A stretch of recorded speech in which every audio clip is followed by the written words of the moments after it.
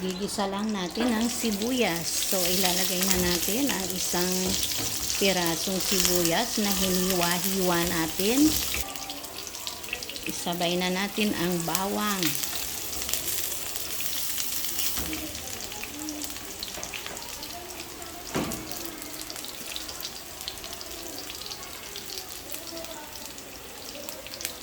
Siyempre, lalagyan natin ng kamatis. Ayan.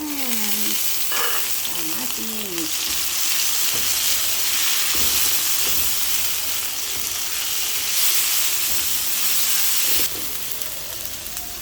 At ang isasahog natin ay tinapa. Himay-himay ko na siya. Tinapang galunggong. Ayan, inalis ko na yung tinik niya.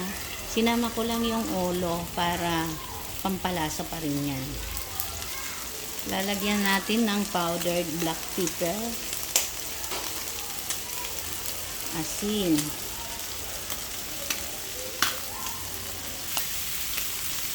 lalagay na rin natin yung tokwa.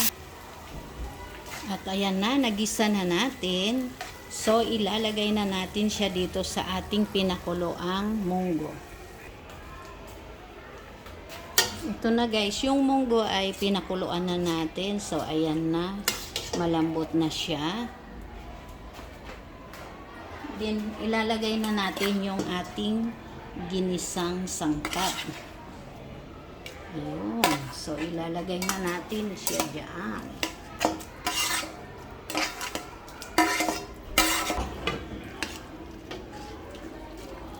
Ayan.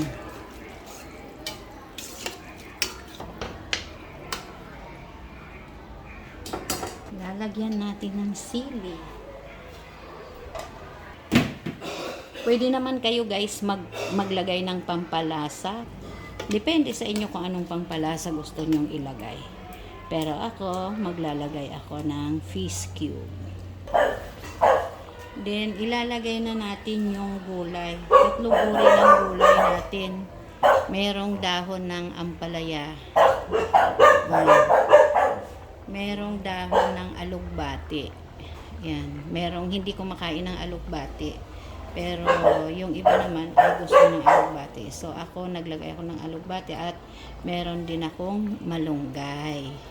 So tigko konti lang kasi yon, kaya kinuha ko na yung mga available na gulay dito sa aking paligid, yung malunggay at alugbati.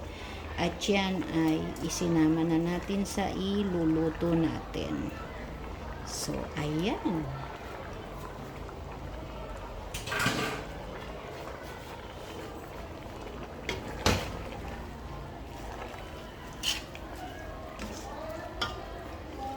Yun, yung gulay natin. Munggo with malunggay, ampalaya, and alugbati.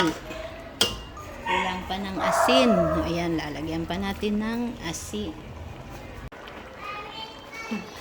At ayan guys, oh, nilagay ko na ang chicharon. Yun, syempre pangpalasa ang chicharon. Sarap. So okay na yan guys. Ready to eat na. Ready to serve na. Yan. Thank you guys for watching. Bye. I heart you. God bless us all.